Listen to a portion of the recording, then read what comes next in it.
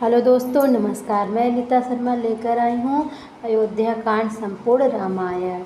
तो राम और सीता के विवाह को 12 वर्ष बीत गए थे और अब राजा दशरथ वृद्ध हो गए थे। वह अपने बड़े बेटे राम को अयोध्या के सिंहासन पर बिठाना चाहते थे।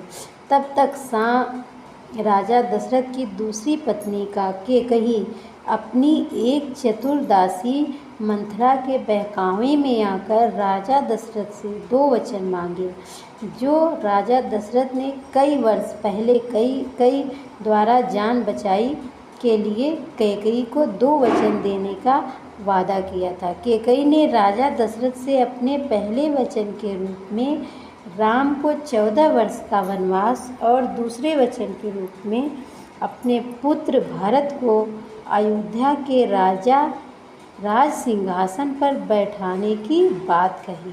कैकई की इन दोनों वचनों को सुनते ही राजा दशरथ का दिल टूट गया और वह कैकई को अपने इन वचनों पर दोबारा विचार करने के लिए बोले कि हो सके तो अपने यह वचन वापस ले लें।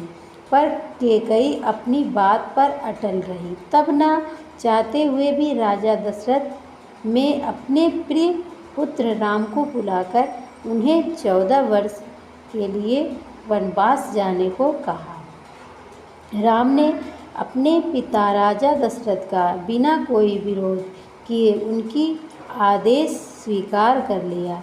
जब सीता और लक्ष्मण को प्रभु राम के वनवास जाने के बारे में पता चला तो उन्होंने भी राम के साथ वनवास जाने की आग्रह किया।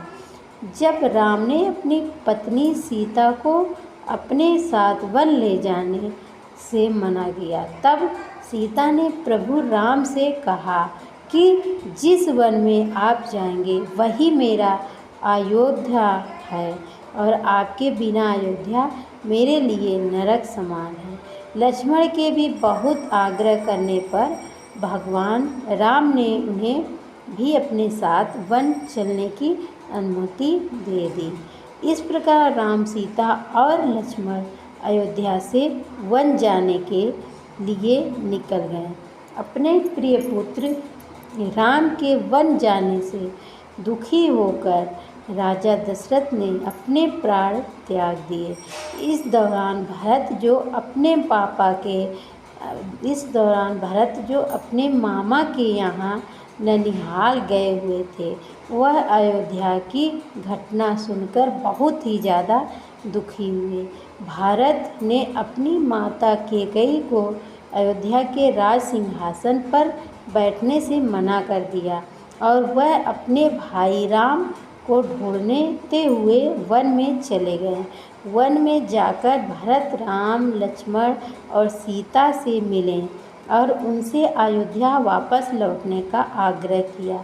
तब राम ने अपने पिता के वचन का पालन करते हुए अयोध्या वापस नहीं लौटने का प्रण लिया। तब भरत ने भगवान राम की चरण पादुका अपने साथ लेकर अयोध्या वापस लौट आए और राम की चरण पादुका को अयोध्या के राज सिंहासन पर रख दिया। भरत राज दरबारियों से बोले कि जब तक भगवान राम वनवास से वापस नहीं लौटेंगे तब तक उनकी चरण पादुका अयोध्या के राज सिंहासन पर रखा रहेगा और मैं उनका एक दास बनकर यह राज चलाऊंगा। तो दोस्तों, आप लोग को ये कहानी कैसी लगी कमेंट करके ज़रूर बताना ताकि आने वाली वीडियो आप तक पहुंच सके। धन्यवाद।